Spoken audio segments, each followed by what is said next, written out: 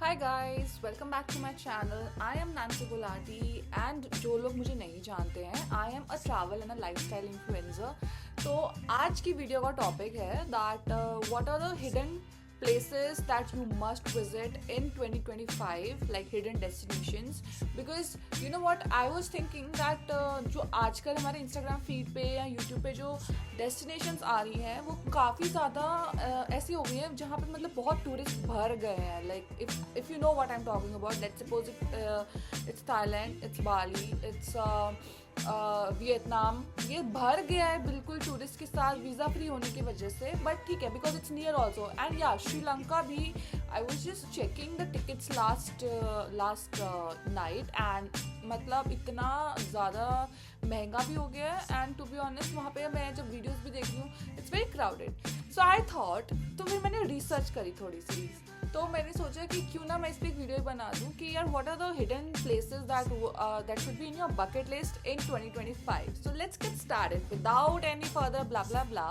So let's get started. But before that, please do subscribe my channel and do like my videos because इससे मुझे बहुत motivation मिलती है ताकि मैं आपके लिए ऐसी वीडियोस लेके आऊँ जो आपके लिए यूजफुल हो. Okay, and also if you want to connect me on Instagram, you can connect me on Instagram. This is my Instagram handle. And आपके कोई भी डाउट्स हैं, आपको कोई भी आइटनरी से रिलेटेड क्वेश्चंस हैं और वीज़ा से रिलेटेड क्वेश्चंस हैं, you can just ask me in the comments और you can just DM me anywhere, और आप मेरे को ईमेल भी कर सकते हो. ठीक है, so let's get started with the first destination.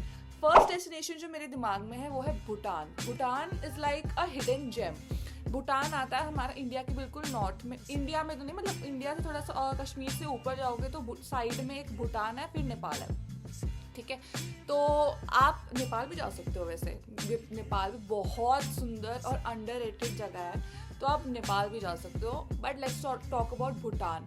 Bhutan की टिकट्स आ जाएंगी अराउंड 30K एंड वहाँ पे घूमना, रहना, खाना पीना और ऊपर मान लो 30K, तो 50 to 60K में आपका पूरा भूटान का ट्रिप हो जाएगा. अब भूटान में क्यों बात कर रही हूँ, क्योंकि वहाँ पे बहुत सुंदर माउंटेन्स के वो लैंडस्केप्स हैं. वहाँ पे बहुत सुंदर आपको वो मोनास्ट्रीज मिल जाएंगी. बहुत ही पीसफुल एनवायरनमेंट है और बहुत क्लीन है, मतलब वेरी क्लीन, एंड बहुत ग्रीनरी है. तो और आपको ऐसा वो टूरिस्टी वाला फील नहीं आएगा जो कि आपको दूसरी कंट्रीज में आता है ना, तो लाइक दैट. सो भूटान जब मैं सोचती हूँ, क्योंकि मैं खुद भी नहीं गई हूँ, क्योंकि ये मेरी भी बकेट लिस्ट में है Bhutan. And when I think about it कि यार when I do my research about Bhutan, तो ये इसमें यही मुझे समझ में आ रहा है कि it is something very quite, very peaceful, very budget friendly also and family friendly. And also आप वहाँ पे मोनास्ट्रीज, आप ट्रैक्स कर सकते हो, जिनको ट्रैक्स पसंद है, हाइक्स कर सकते हो. वहाँ पे टाइगर नेस्ट करके एक जगह है जो कि एक माउंटेन के ऊपर एक मोनास्ट्री बनी हुई है.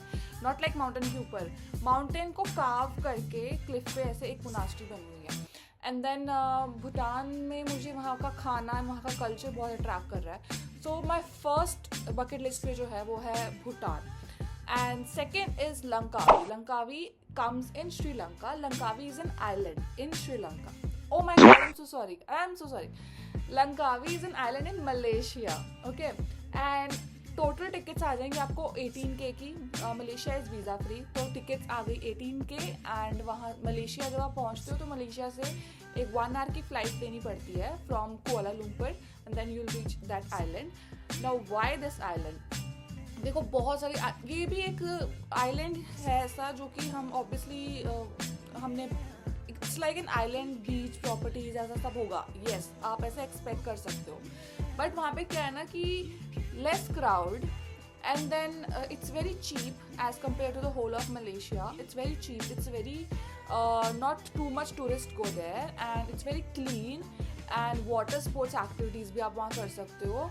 तो मेरे दिमाग में ऐसा होता है कि जब मुझे किसी ने पूछा था कि मलेशिया क्यों जाना है, अगर आपको वो बड़ी बड़ी बिल्डिंग्स पसंद नहीं है, so you can please opt for Langkawi. आजकल काफ़ी हाइप में चल रहा है, बट फिर भी इतने टूरिस्ट वहाँ नहीं जा रहे हैं. तो आई वुड सजेस्ट कि आप लंकावी चले जाओ और वहाँ पे आइलैंड हॉपिंग कर सकते हो. वो एक बजट ट्रिप बहुत अच्छे से हो सकता है आपका. And those who like to be near water, oceans and all, तो ऑब्वियसली लंकावी आप जाओगे. Even I am planning Langkawi. तो लेट्स सी, मेरी भी अभी व्लॉग्स आ जाएंगे लंकावी के soon, pretty soon. So Langkawi is your second, should be on your second number for bucket list of 2025. Next is Havelock Island, which is in Andaman. Now this is in India. Andaman and Nicobar island जो कि India का ही part है, तो इसके लिए आपको कुछ visa वगैरह कुछ लेने की ज़रूरत नहीं है. सिर्फ पोर्ट ब्लेयर तक आप डायरेक्ट फ्लाइट लो. 18K की फ़्लाइट्स आएंगी रिटर्न, ठीक है. फ्रॉम दिल्ली टू पोर्ट ब्लेयर आप फ्लाइट लो, फिर पोर्ट ब्लेयर से आप 1 आवर का फेरी लो to the Havelock island. Now Havelock island के मैं वहाँ गई हुई हूँ, तो उसका मैं आपको थोड़ा आइडिया देती हूँ कि वहाँ पे बहुत ही ज़्यादा क्लीन और ब्लू और टर्कोइज ब्लू वाला वाटर है. एंड मतलब वहाँ पे बहुत सारा आपको कोरल्स दिख जाएंगे. स्कूबा किया था मैंने वहाँ पे and it was the best scuba ever. तो स्कूबा डाइविंग के लिए जाते हैं वहाँ पे लोग स्पेसिफिकली. और उसके बाद बहुत ही छोटा प्यारा सा एक आइलैंड है, ये बहुत ही क्वाइट आइलैंड है. एंड यहाँ पे आप स्पोर्ट्स एक्टिविटीज़ कर सकते हो. उसके लिए आपको एलिफेंट बीच पे जाना पड़ता है, तो वहाँ पे आप स्पोर्ट्स एक्टिविटीज़ कर सकते हो. एंड देन वहाँ पे बहुत ही सुंदर सुंदर प्यारे प्यारे कैफ़ेज़ हैं, होम स्टेज़ हैं, और वहाँ पे होटल्स भी हैं अच्छे अच्छे. सो ये भी आपका एक बजट ट्रिप हो सकता है. हैवलॉक आइलैंड, हैवलॉक आइलैंड से आप 1 डे ट्रिप कर सकते हो नील आइलैंड. तो नील आइलैंड भी आप आना और जाना कर सकते हो, तो वो भी आपका एक बीच में हो सकता है. So this is the Havelock Island in Andaman and Nicobar. उसके बाद next destination is Oman. Oman is again very very underrated. अभी तो क्योंकि यहाँ पे ठंडी है इंडिया में, तो आप definitely go and check out Oman. इसकी राउंड ट्रिप आ जाती है फ्रॉम 15 to 18K और 3 आवर्स की हमारी यहाँ से फ़्लाइट ड्यूरेशन रहती है. और आप डायरेक्ट पहुँचोगे ओमान में, मतलब it's a direct flight. And Oman में आप मैक्सिमम 5 डेज़ में आप सब देख सकते हो. तो ओमान छोटा सा एक UAE का एक पार्ट है. दिस इज़ UAE का एक, वो क्या बोलते हैं उसको, एमिरेट्स समथिंग कुछ तो है, मतलब उस UAE में ही आता है, ठीक है. तो इसका एक अलग से आपको वीज़ा लेना पड़ेगा, विच इज़ अराउंड 3500 to 4000. तो ये आप वीज़ा लेके जाओगे, which is very easy. E visa मिलता है, तो आप अपनी टिकट्स ई वीज़ा लेके you can go and explore Oman. And Oman has the 3rd highest currency. तो डोंट वरी, ये बजट में हो जाएगा आपका. ये अराउंड 50 to 60K में आपका पूरा ट्रिप हो जाएगा.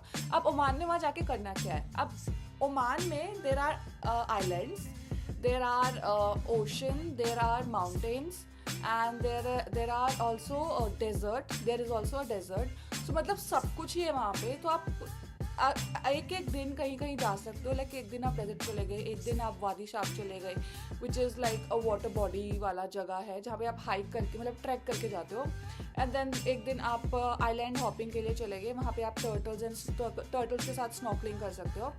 So all and all Oman is definitely मेरे एक लिस्ट में है. ओमान हिस्ट्री और कल्चरल जिन लोगों को हिस्ट्री एंड कल्चरल एक्सप्लोरेशन बहुत पसंद है, तो उन लोगों के लिए Oman is like very nice place to go and check out. Okay. And Oman में खाना पीना सब कुछ बहुत बढ़िया है, ठीक है. मॉस्क है और वहाँ पे फोर्ट्स हैं, तो you should go and check out Oman as well. And I am like recommending this for your 2025. You should check out Oman. Okay. And उसके बाद है zero valley in Arunachal Pradesh in India, ठीक है. ज़ीरो वैली पड़ता है, आप गुवाहाटी जाओगे, दिल्ली से गुवाहाटी जाओगे, 13K रिटर्न फ्लाइट्स, ठीक है. एंड ज़ीरो वैली का एक वो भी होता है, ज़ीरो फेस्टिवल भी होता है. इट हैपन्स इन सितंबर. या तो आप तब चले जाओ, नहीं तो आप ड्यूरिंग द ईयर अपने हिसाब से कभी भी चले जाओ. 5 days are more than enough.